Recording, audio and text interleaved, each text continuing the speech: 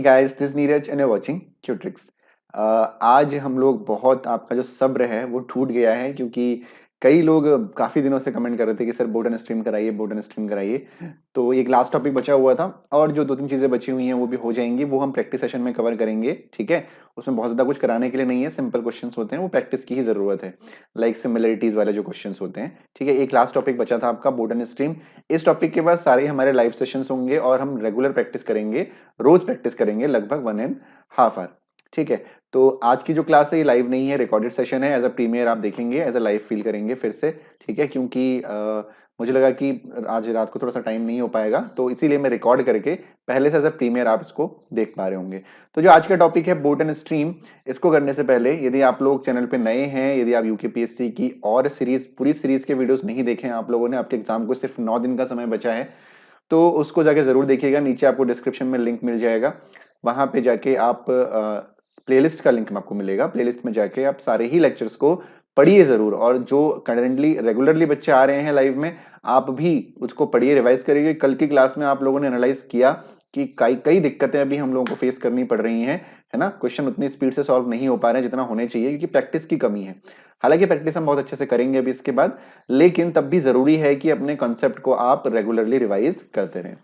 तो जो आज का टॉपिक है बोटन स्ट्रीम, बहुत ही अच्छा टॉपिक है, बहुत ही बढ़िया टॉपिक है। अब देखिए, यदि मैं बोटन स्ट्रीम की बात करूं तो बोटन स्ट्रीम में एक सिंपल सी बात ये होती है कि बहुत सारे शॉर्टकट्स आपको मिल जाएंगे, बहुत सारे फॉर्मूला हो जाएंगे। लेकिन आप पिछले 1 महीने से मुझसे पढ़ रहे हैं, आप लोगों ने देखा होगा कि मैं फॉर्मूला में बहुत ज्यादा फोकस नहीं करता, है ना। आपको सिर्फ कंसेप्ट समझना है। जब तक आप बेसिक नहीं समझ पाएंगे, बेस क्लियर आपको नहीं होगा, तब तक कोई फायदा नहीं है फॉर्मूले रटने का, फॉर्मूले याद करने का। तो बिल्कुल बेसिक तरीके से इस टॉपिक को समझेंगे, सीखेंगे। थोड़ा सा कॉम्प्लिकेट टॉपिक होता है, लेकिन इस आसानी से मैं इतनी आसानी से आपको बताऊंगा कि आपको सारी चीजें क्लियर हो जाएंगी। ठीक है, ये जो टॉपिक है इसमें बिल्कुल आपको सारी चीजें बिल्कुल बेसिक के थ्रू ही सॉल्व करनी चाहिए, एग्जाम में भी, क्वेश्चन में भी। ठीक है, तो इसीलिए बहुत ध्यान से देखिएगा, छोटी छोटी चीजें होंगी जिनको आपको ध्यान रखना पड़ेगा। ठीक है, तो चलिए शुरू करते हैं। नाव धारा बोटन स्ट्रीम। ओके, तो गाइस बोटन स्ट्रीम नाव एंड धारा में जो सबसे इंपॉर्टेंट चीज है वो क्या है? Speed, time, distance, problems on train आप पढ़ चुके हैं। उसमें आपने एक फॉर्मूला पढ़ा है S equals to D upon T, यानी speed is equals to distance upon time, यानी चाल बराबर दूरी बट्टा समय भी आप इसको कह सकते हैं। ये फॉर्मूला ही यहां पे भी लगता है, ये सेम फॉर्मूला बोटन स्ट्रीम में भी लगता है, लेकिन यहां पे डिस्टेंस और टाइम के अलावा जो स्पीड है इसको हम लोग दो भागों में बांट देते हैं, दो हिस्सों में डिवाइड कर देते हैं। अब वो हिस्से क्या होते हैं? पहले कुछ टर्म्स देखिए जो बोटन स्ट्रीम में आपको यूज करने हैं। सबसे पहले जो पहला जो टर्म होगा वो होगा speed of boat, speed of boat या पर्सन इन स्टिल वाटर, है ना, इन स्टिल वाटर। हिंदी में मैं लिखूंगा नहीं, हिंदी में आपको समझा दूंगा। यानी एक बोट की गति या पर्सन की गति स्थिर जल में, स्थिर पानी में, है ना। मतलब मान लो कि वाटर लेवल है जो वो स्टेबल है, जैसे नैनीताल की झील है, बोटिंग होती है ना वहां पे, वहां का पानी कहीं जा तो नहीं रहा है और अपनी जगह स्टेबल है। तो उस समय जो बोट की स्पीड है, या जो बंदा तैर रहा है, जो पर्सन तैर रहा है, उसकी जो स्पीड है वो क्या है, वो आपको उसको, एक तो ये टर्म हो गया। ठीक है, दूसरा, ठीक है, दूसरा स्पीड ऑफ करंट। ठीक है, इस स्पीड ऑफ करंट, करंट का मतलब स्पीड ऑफ, आप ये कह सकते हैं कि स्पीड ऑफ वाटर कह सकते हैं। ठीक है, स्पीड ऑफ स्ट्रीम कह सकते हैं, कुछ भी कह सकते हैं। मतलब जो भी जल है, जल की जो दिशा है, जल की जो दिशा है भाई, दो कंडीशन हो सकती है। एक तो ये है कि स्थिर जल है, उसमें हम अपनी बोट को चला रहे हैं। दूसरा, आपका जल चल रहा है, जो वाटर है वो चल रहा है, ठीक है, एक डायरेक्शन से दूसरी डायरेक्शन की तरफ चल रहा है, उसमें आप बोट चला रहे हैं। ठीक है, दो चीजें हो सकती हैं। ठीक है, तो ये दो टर्म आपको ध्यान रखना है, स्पीड ऑफ बोट और speed of current. Speed of boat को हम एक्स से डिनोट करेंगे और स्पीड ऑफ करंट को हम वाई से डिनोट करेंगे। ठीक है, स्पीड ऑफ बोट को एक्स से डिनोट करेंगे और स्पीड ऑफ करंट को वाई से डिनोट करेंगे। ध्यान रखिएगा इस चीज का। ठीक है, बहुत ही सिंपल कंसेप्ट है गाइस, बहुत ध्यान से सुनना। अब देखो जरा, मैं डेमोस्ट्रेशन एक दे दूं आपको। मान लो कि एक रिवर है, एक रिवर है यानी एक नदी है। ठीक है, एक नदी है। अब जरा ध्यान से समझिएगा, एक नदी है जो इस दिशा में चल रही है, जो इस दिशा में चल रही है।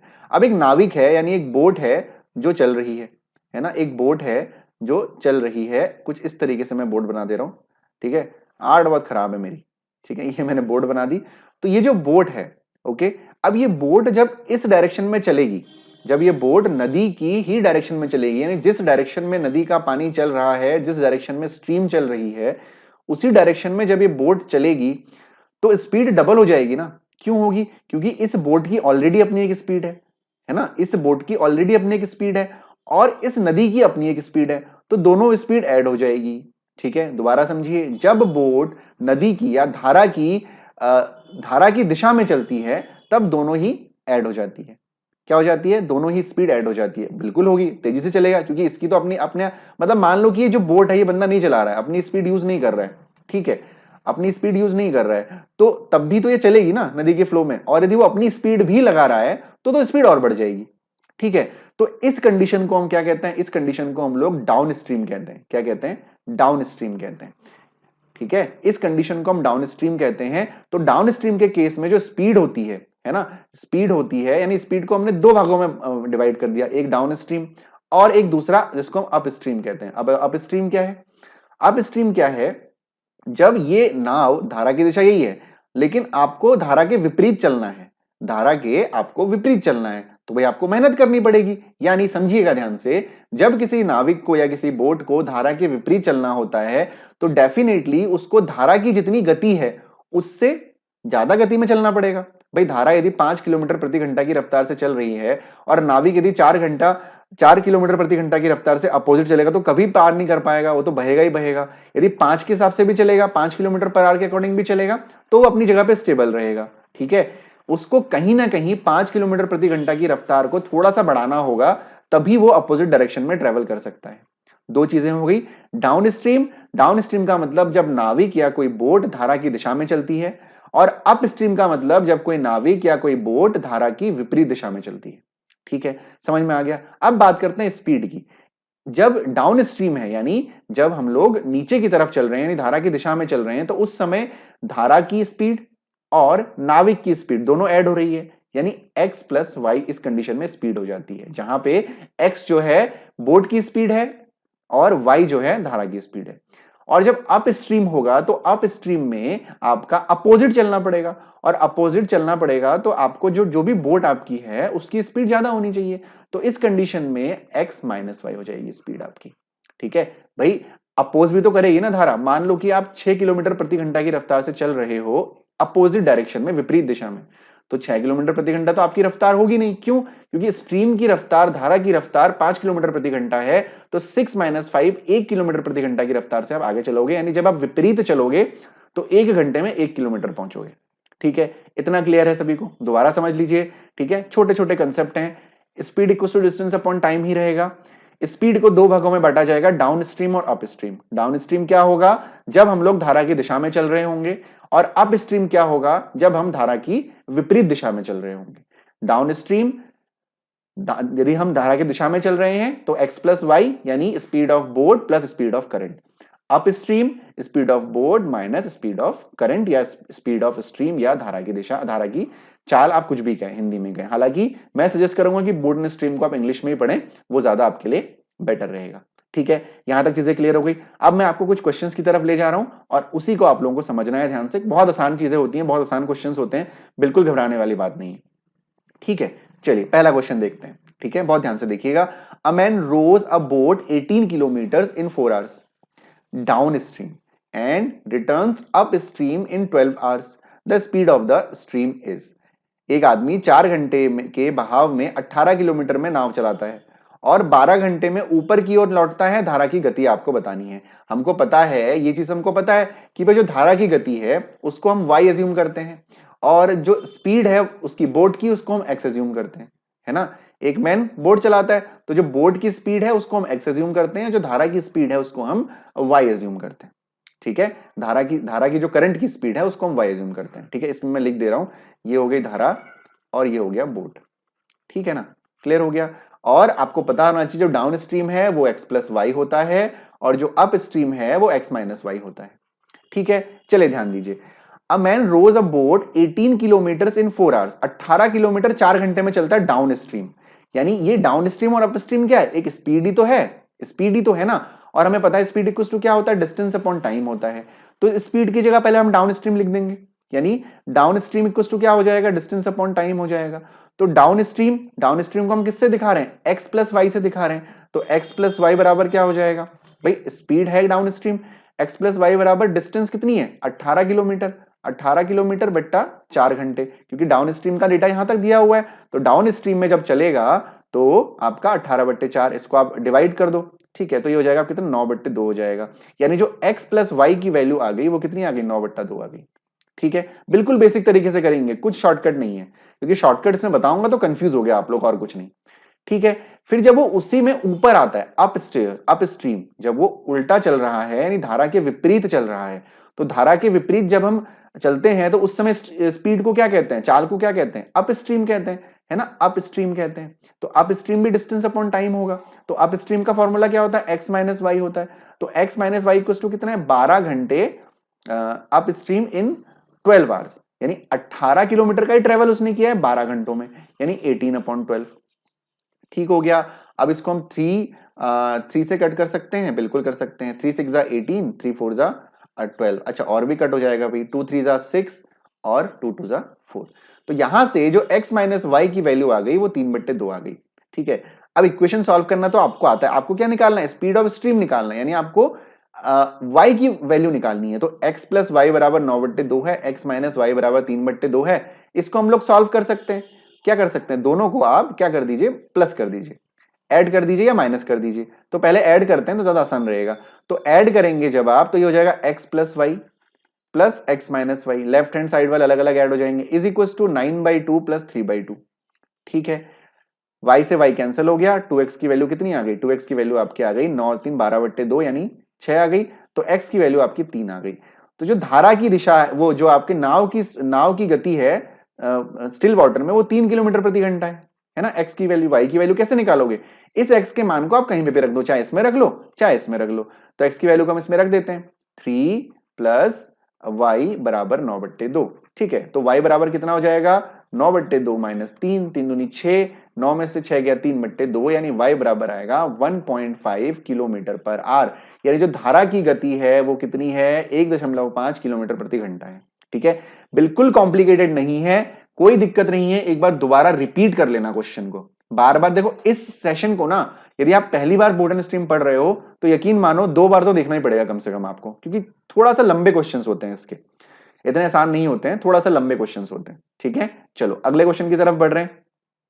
ओके, अ boat goes 20 kilometre down stream, फिर से वही, सबसे पहले तो आपको क्या पता होना चाहिए कि भाई s equal to d by t होता है, और s को हम लोग 2 भागों में बांटते हैं, एक बांटते हैं डाउन स्ट्रीम में और एक अप स्ट्रीम में, और डाउन स्ट्रीम को हम x प्लस वाई कहते हैं और अप स्ट्रीम को हम x माइनस वाई कहते हैं, जहां पे जो x होता है वो आपका क्या होता है, बोट की स्पीड होती है, और y आपकी करंट की स्पीड होती है, यानी धारा की गति होती है। ठीक है, चलो, a boat goes 20 kilometre downstream in 1 hour, downstream यानी स्पीड दे रखी है आपको यहाँ पे, downstream, down stream equal to क्या होता है, डिस्टेंस अपॉन टाइम होता है, तो डाउन स्ट्रीम की वैल्यू क्या होती है एक्स प्लस वाई की वैल्यू आपको कितनी दे रखी है 20 किलोमीटर इन 1 आवर, यानी 20 हो गया सीधे सीधे। ठीक हो गया, same distance up stream in 2 hours, यानी 20 किलोमीटर वो 2 घंटे में अप स्ट्रीम, यानी अप स्ट्रीम का भी फॉर्मूला वही होता है डिस्टेंस अपॉन टाइम, और अप स्ट्रीम को हम लोग एक्स माइनस वाई कहते हैं, तो कितना है 20 किलोमीटर 2 घंटे में, यानी 20/2 यानी 10 हो गया ये। फिर से हमको क्या निकालना है, हमको बोट की निकालनी, यानी इस बार हमें x का ही मान निकालना है, तो क्या करेंगे, दोनों को फिर से ऐड कर देते हैं, तो x plus y plus x minus y is equal to 20 plus 10। ठीक है भाई, लेफ्ट हैंड साइड और राइट हैंड साइड को अलग अलग हमने ऐड कर लिया। ठीक है, तो देखो y से y कैंसिल हो जाएगा, तो 2x की जो वैल्यू आएगी वो आएगी 30, और x की वैल्यू आ जाएगी 15 किलोमीटर प्रति घंटा। ठीक है, 15 kilometre per our, kilometre per our को मीटर पर सेकंड में चेंज करना, ये सब चीजें ऐसी ही रहेंगी एज इट इज, जैसे हमने स्पीड टाइम डिस्टेंस में पढ़ी थी। ठीक है, क्लियर हो रहा है, समझ में आ रहा है, आसान है ना क्वेश्चन सब। ठीक है, तो अगले क्वेश्चन की तरफ बढ़ते हैं फिर। ठीक, अगला क्वेश्चन देखो भाई, अब बोट, फिर से वही डेटा तो हम लिख लेंगे, s equal to d by t होगा, और डाउन स्ट्रीम जो होगा आपका क्या होगा x प्लस वाई होगा, और जो अप स्ट्रीम होगा वो होगा x माइनस वाई, जहां पे x बोट की स्पीड होगी और y आपकी धारा की स्पीड होगी। ठीक है, चलो, a boat goes 6 kilometre an hour in still water, it takes thrice as much time in going the same distance against the current comparison to direction of the current, the speed of the current is, एक नाव अभी भी पानी में 6 kilometre प्रति घंटा जाती है, वर्तमान की दिशा में तुलना में मौजूदा दूरी के मुकाबले उससे अधिक से अधिक समय लगता है, करंट की गति क्या है, मत समझो हिंदी को, मैं हिंदी में समझा दे रहा हूं, गूगल ट्रांसलेट ने फिर से करी है गलती। एक बोट स्टिल वाटर में, यानी सिंपल जो पानी रुका हुआ है उसमें 6 किलोमीटर चलती है 1 घंटे में। 1 घंटे में 6 किलोमीटर यानी 6 किलोमीटर पर आवर, यानी यहां पे आपको एक्स की वैल्यू दे रखी है, यहां पे एक्स की वैल्यू दे रखी है 6 किलोमीटर पर आवर। समझ में आया? एक्स क्या होता है? बोट की गति होती है, स्थिर जल में बोट की गति होती है, स्टिल वाटर, है ना। तो स्टिल वाटर में आपको बोट की गति दे रखी है 6 किलोमीटर एन आर, यानी 6 किलोमीटर पर आवर। एक्स की वैल्यू आपको दे रखी है, ठीक है। It takes thrice as much time in going the same direction against the current comparison to the direction of. इसको समझिए, वो ये कह रहा है कि यदि जो बोट है, यदि वो धारा की दिशा में चलती है और धारा के विपरीत चलती है, तो विपरीत चलने में उसको 3 गुना समय ज्यादा लगेगा। ऑब्वियसली ज्यादा ही लगना है समय, ये तो पता ही है हमको। कितना समय ज्यादा लगेगा? 3 गुना समय ज्यादा लगेगा, ठीक है। यानी वो धारा की डायरेक्शन में चल रही है, धारा के साथ चलेगी ये बोट, और विपरीत चलेगी। तो इस समय यदि यहां पे इसमें समय उसको 1 घंटा लग रहा है एग्जाम्पल के तौर पर, तो उसको यहां पे 3 घंटा समय लगेगा। थ्राइस यानी इसको 3 घंटा समय लगेगा, ठीक हो गया। यहां पे आपको एक्स की वैल्यू दे रखी है, तो डाउन स्ट्रीम क्या हो जाएगा गाइस? डाउन स्ट्रीम हो जाएगा एक्स प्लस वाई होता है, यानी 6 प्लस वाई हो जाएगा। और अप स्ट्रीम क्या हो जाएगा? अप स्ट्रीम आपका 6 माइनस वाई हो जाएगा, ठीक है।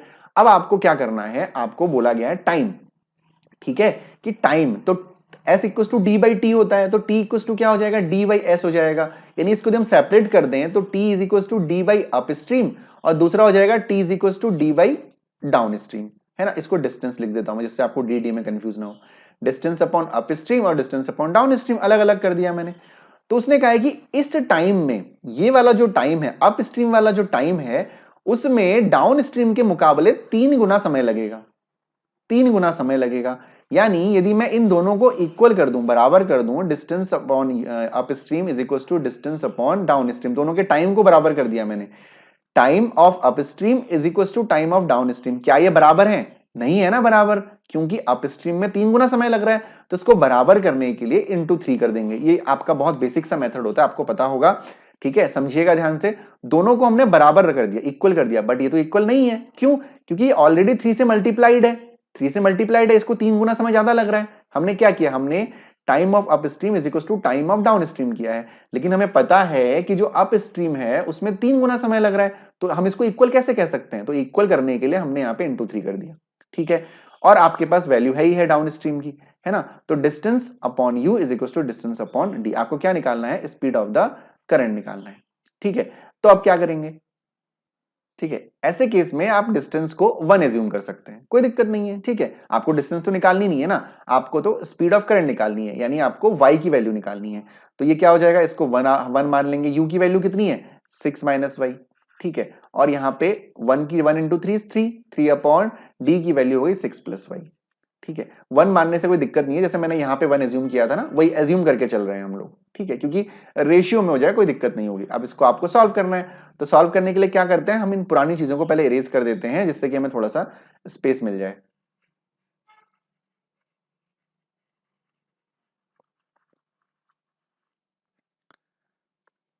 चलिए देखिए, 1 upon 6 minus y is equal to 3 upon 6 plus y, cross multiply कर देंगे तो ये हो जाएगा 6 plus y is equal to 6 3 जा 18 माइनस 3 वाई, ठीक है।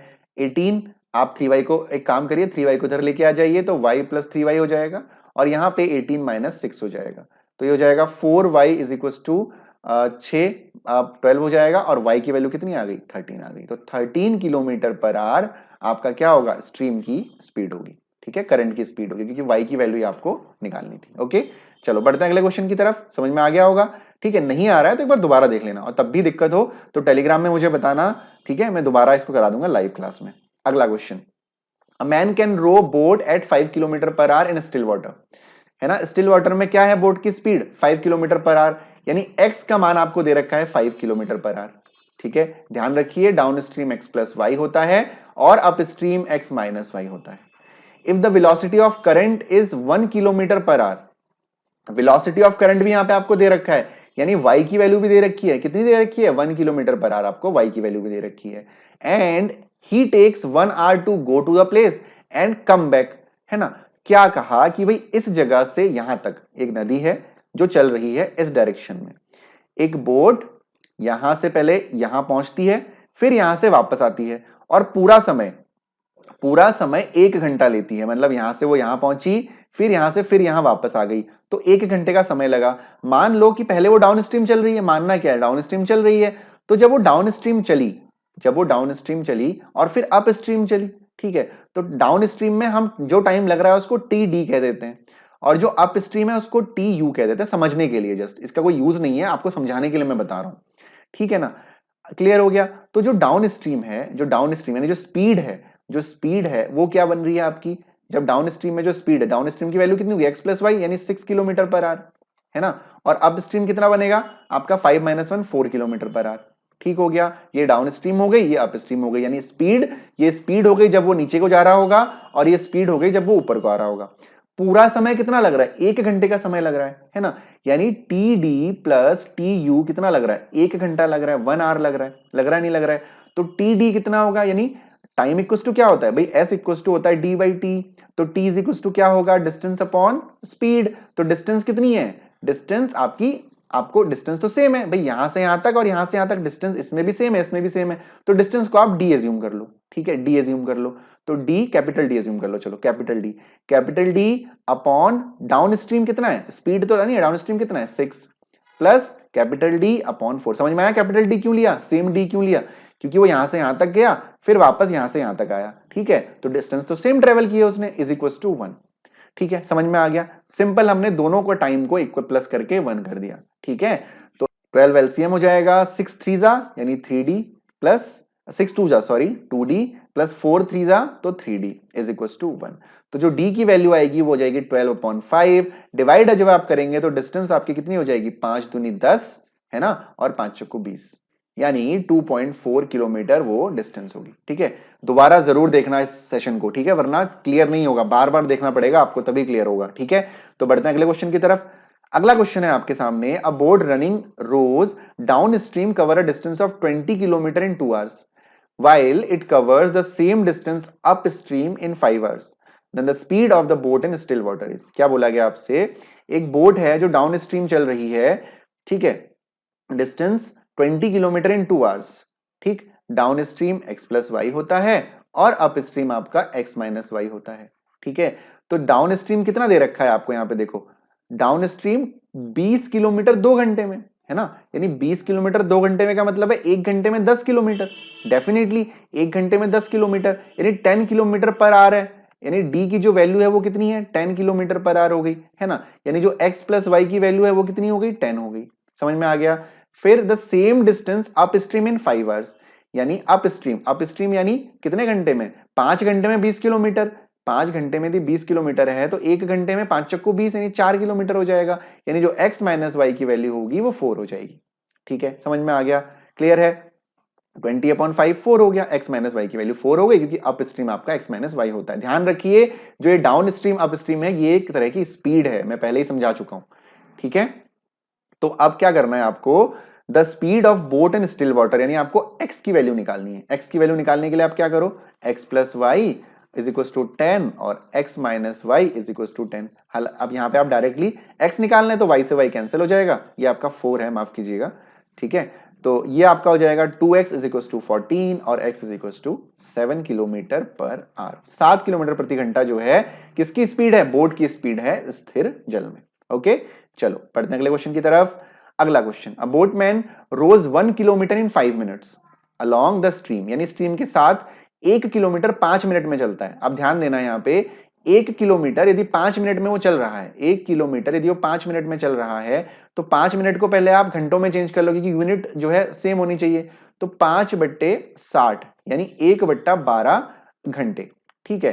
तो यदि 1 किलोमीटर 1/12 घंटे में चल रहा है तो उसकी स्पीड कितनी हुई, जो उसकी स्पीड हुई अलोंग द स्ट्रीम का मतलब है डाउन स्ट्रीम, यानी जो स्पीड होगी वो क्या होगी, speed equal to distance upon time, यानी 1/1/12, यानी 12 ऊपर चला जाएगा, यानी जो स्पीड होगी वो 12 किलोमीटर पर आवर होगी नहीं होगी, और ये अलोंग द स्ट्रीम है यानी डाउन स्ट्रीम हो जाएगी, तो डाउन स्ट्रीम कितनी हो गई, 12 किलोमीटर पर आवर हो गई, ठीक है।